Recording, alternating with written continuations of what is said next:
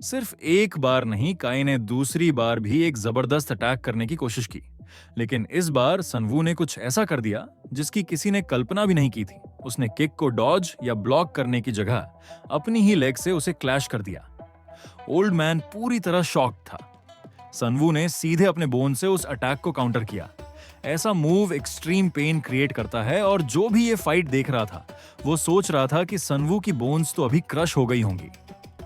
वो दो strong kicks सनवू को जमीन पर गिरा चुकी थीं। ये उसकी अब तक की सबसे खराब स्थिति थी। उसने साफ देखा कि उसके लेग का फ्लैश काई के डोपिंग से पावर्ड किक की वजह से फट चुका था। सनवू को यह क्लियरली महसूस हुआ कि यह बहुत सीरियस हो गया है। उसका बॉडी अब मूव तक नहीं कर पा रहा था। उसी वक्त काई ने एक और किक मारी। ये उसका फाइनल अटैक था, बिल्कुल रूथलेस। लेकिन तब कुछ ऐसा हुआ जिसने सभी को शॉक कर दिया। काई का खुद का लेग ब्रेक हो गया। यह सीन इतना अनएक्सपेक्टेड था कि पूरा अरीना स्टन्ड हो गया। जो फाइटर हमेशा दूसरों की हड्डियां तोड़ता था, उसका खुद का बोन अब टूट चुका था।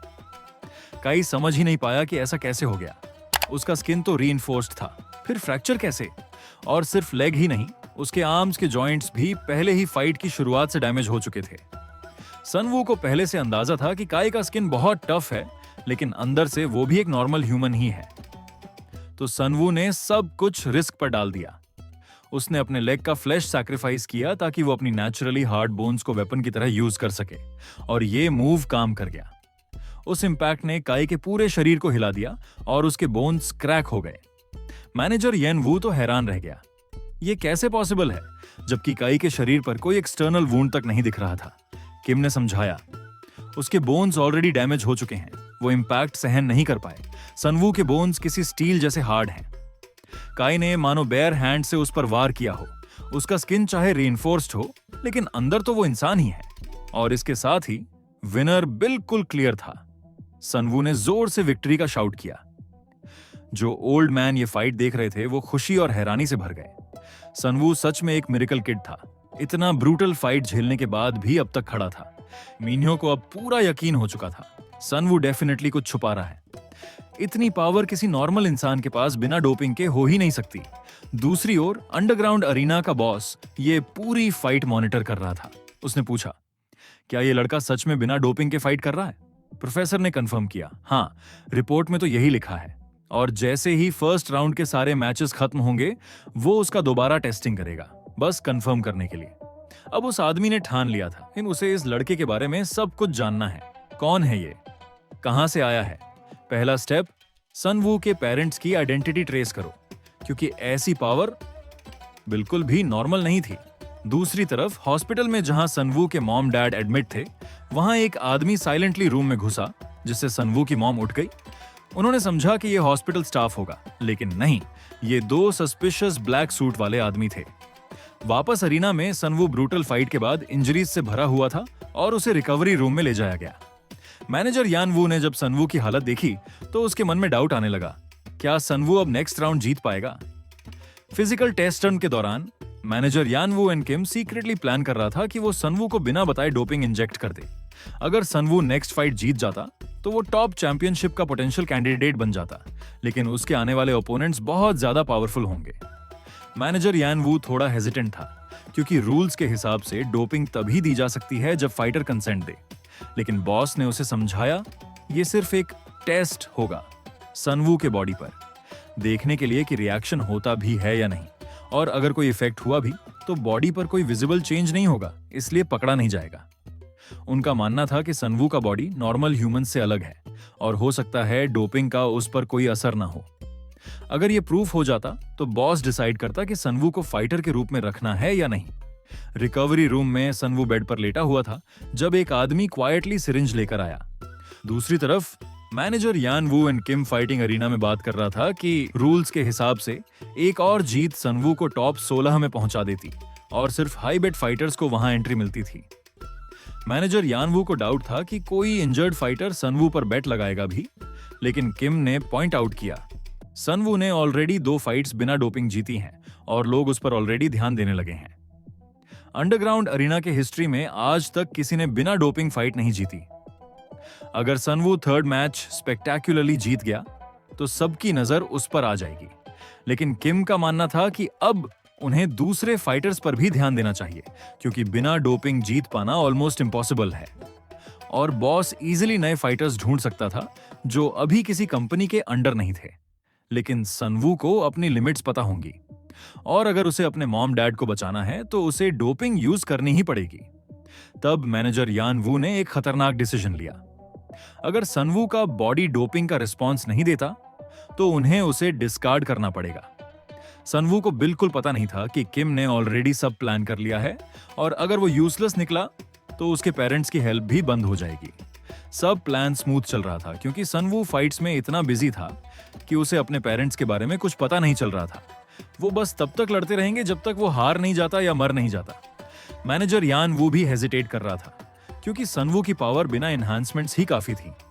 किम को लगता था कि मैनेजर यान वू अपनी जान की बाजी लगा रहा है इस प्लान के साथ, और वो फुली रेडी था अपने बॉस को उसके भाई को हटाने में हेल्प करने के लिए, ताकि कंपनी का कंट्रोल उसके हाथ में आ सके इस अंडरग्राउंड अरीना के जरिए।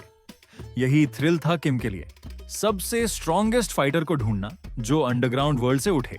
इसलिए उसने अपने बॉस का साथ चुना ताकि वो खुद अपने लिए फाइट कैंडिडेट्स पिक कर सके। मैनेजर यान वू को जरा भी अंदाजा नहीं था कि जिसे उसने इतने टाइम तक ट्रस्ट किया उसके अंदर इतनी स्कैरी पर्सनालिटी छुपी है। कुछ ही देर में एजेंट वापस आया डोपिंग का रिजल्ट लेकर, और रिजल्ट शॉकिंग। सनवू का बॉडी डोपिंग का रिस्पॉन्स नहीं दे रहा था, जो बहुत ही रेयर था। किम अब बिल्कुल श्योर था सनवू का बॉडी डोपिंग अब्सॉर्ब नहीं कर सकता, और ये काफी डिसअपॉइंटिंग था, क्योंकि उस लड़के के पास एक्स्ट्रॉर्डिनरी बोन्स थे। मैनेजर यान वू ने अब ये भी तय कर लिया कि सनवू के पेरेंट्स का ट्रीटमेंट रोक दिया जाए ताकि सारी चीजें जल्दी निपट सकें। यानी अब वो चाहता था कि उसके माँ बाप को भी रास्ते से हटा दिया जाए। थोड़ी देर बाद सारे फाइटर्स को फाइट लॉबी में इकट्ठा किया गया। ये देखकर मिन्हो को भरोसा हो गया कि अब 67 फाइटर्स का सिलेक्शन फाइनल हो चुका है। ओल्ड मैन थोड़ा परेशान था, क्योंकि उसे अब तक सनवू कहीं दिखा नहीं था, और वो समझ रहा था कि शायद सनवू अभी तक अपनी ब्रूटल फाइट से पूरी तरह रिकवर नहीं कर पाया। दूसरी तरफ अमांडा को यह पॉज अच्छा लगा, क्योंकि रूल्स के हिसाब से अगला राउंड तभी शुरू होगा जब सभी पार्टिसिपेंट्स रिकवर हो जाएंगे। मिन्हो ने जैसे ही अमांडा को अपने पैरों की स्ट्रेचिंग करते देखा वो चौंक गया, क्योंकि उसके पैर मानो बिना हड्डियों के लग रहे थे। अरीना में हर कोई इंजरी रिस्क पर था, कई बार तो फाइटर्स की मौत भी हो जाती थी। इन तीनों ने किसी तरह सरवाइव करके 62 विनर्स में अपनी जगह बना ली थी। मिन्हो हैरान था seeing that friendly old man's hidden power. आखिर उसके हाथ इतने बड़े हो जाते थे कि वो अपने ओपोनेंट्स को इजीली ओवरपावर कर लेता था। ओल्ड मैन खुद हंसते हुए बोला, यार मुझे नहीं लगा था कि डोपिंग का इफेक्ट मेरे मसल पावर के साथ इतना परफेक्ट बैठेगा। सिर्फ ओल्ड मैन ही नहीं, मिन्हो को अब समझ आने लगा कि अमांडा भी कोई ऑर्डिनरी फाइटर नहीं है। उसकी एक खास बात सबका अटेंशन खींच रही थी, वो फाइट में अपने हाथों का इस्तेमाल नहीं करती थी। लेकिन अब तक मिन्हो ये नहीं समझ पाया कि आखिर अमांडा के ओपोनेंट्स गिर कैसे जाते हैं, क्योंकि उसकी मूव्स इतनी फास्ट होती थीं कि समझ पाना मुश्किल था। जब मिन्हो ने उससे इसका सीक्रेट पूछा, अमांडा ने मुस्कुराकर जवाब टाल दिया, अभी नहीं बताऊंगी, क्या पता कल तुम मेरे ओपोनेंट बनो। दूसरी तरफ मैनेजर यान वू अपने ऑफिस में लौट चुका था। उसने किम से पूछा, कोई सही कैंडिडेट रिकमेंड कर सकता है? किम ने तुरंत एक फाइल फॉरवर्ड की। उसमें लिखा था, रियो इचिका, वही फाइटर जो अगले राउंड में सनवू से भिड़ने वाला था। किम के लिए यह परफेक्ट था, क्योंकि इससे उन्हें सनवू और उसके परिवार दोनों से छुटकारा मिल सकता था। इसी बीच रिकवरी रूम में सनवू की आंख खुली और वो घबराकर अपनी मां को पुकारने लगा। दिक्कत यह थी कि यह कोई सपना नहीं था। उसने सच में सुना था कि एजेंट जो उसे सीक्रेटली डोपिंग इंजेक्शन देने आए थे आपस में बात कर रहे थे। अगर इसका बॉडी रिएक्ट नहीं करेगा तो इसके माँ बाप को हटा देंगे और इसे भी फाइट में खत्म कर देंगे। अब सनवू ने डिसाइड कर लिया कि उसे तुरंत यहां से निकलकर अपने पेरेंट्स को बचाना होगा। दूसरी तरफ अंडरग्राउंड अरीना के डायरेक्टर के ऑफिस में डायरेक्टर ने साइंटिस्ट से पूछा, सनवू के बॉडी के बारे में क्या पता चला? साइंटिस्ट ने बताया, जैसे हमें शक था ये लड़का एक्स्ट्रॉर्डिनरी है। डोपिंग का इस पर कोई असर नहीं होता। उसके बोन्स इंसानों से 10 गुना ज्यादा डेंस हैं। ये प्रैक्टिकली इम्पॉसिबल है, जैसे भगवान का कोई रेयर गिफ्ट। और सिर्फ इतना ही नहीं, सनवू की रिकवरी एबिलिटी भी अब नॉर्मल है। ये नॉर्मल हीलिंग नहीं, एक तरह का रिजनरेशन है। जैसे ही साइंटिस्ट ने रिपोर्ट दी, बॉस डायरेक्टर का रिएक्शन बिल्कुल अनएक्सपेक्टेड था, क्योंकि ये सच में अनबिलीवेबल था। अब तक वो लोग फिजिकल रिजनरेशन डोपिंग पर रिसर्च कर रहे थे और अब उन्हें लगने लगा कि सनवू का बॉडी शायद उनकी पूरी रिसर्च का की बन सकता है। फिर डायरेक्टर ने पूछा, क्या सनवू के पेरेंट्स को सेव कर लिया गया है ताकि उसे कंट्रोल में रखा जा सके? लेकिन साइंटिस्ट ने शर्मिंदा होकर जवाब दिया कि उसके लोग पहुंचने से पहले ही कोई और उन्हें ले गया था। दूसरी तरफ सनवू पैनिक में था। उसने तेजी से दरवाजा खोला ताकि वो वहां से भाग सके, लेकिन जैसे ही दरवाजा खोला सामने एक लड़की खड़ी थी। वो मुस्कुराकर बोली, हाय, मैं चा सुंगयोन हूं। लेकिन सनवू के पास बात करने का टाइम नहीं था, उसे अर्जेंटली निकलना था।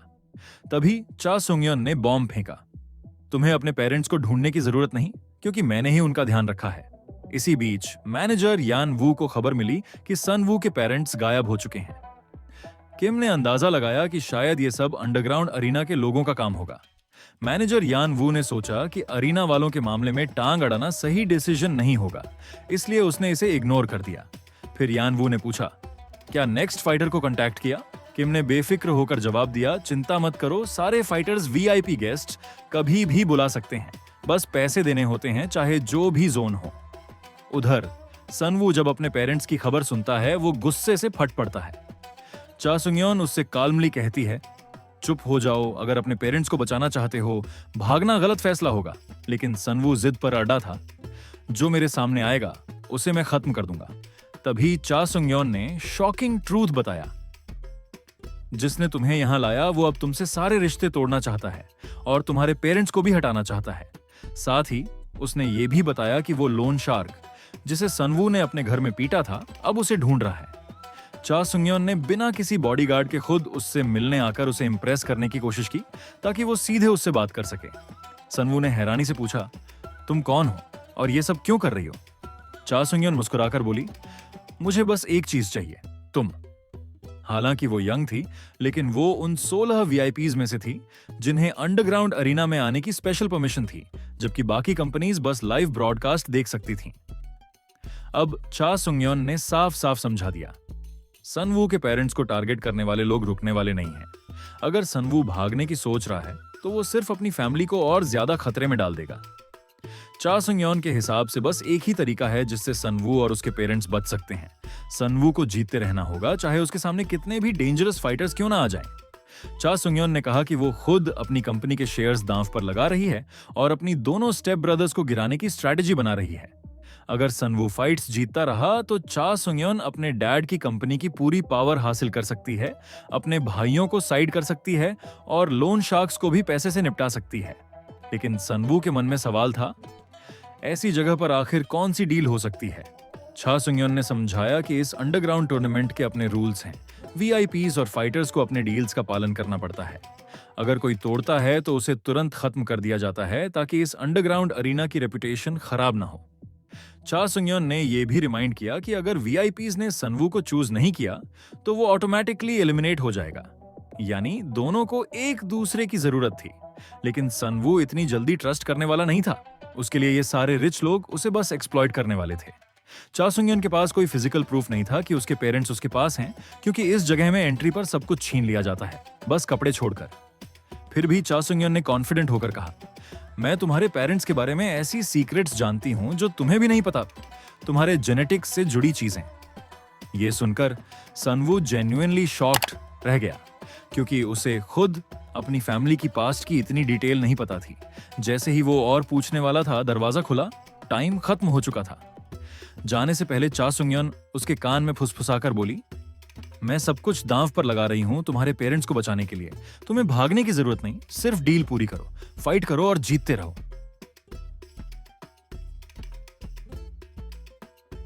अगर वीडियो पसंद आया हो तो एक लाइक जरूर कर देना। कमेंट करके बताओ कि आपको सबसे इंटरेस्टिंग पार्ट कौन सा लगा। और हाँ, अगर अभी तक चैनल को सब्सक्राइब नहीं किया है तो जल्दी से कर लो। बेल आइकॉन को भी प्रेस कर देना ताकि कोई भी अपडेट मिस ना हो। मिलते हैं अगले वीडियो में, तब तक के लिए टेक केयर और कीप स्माइलिंग।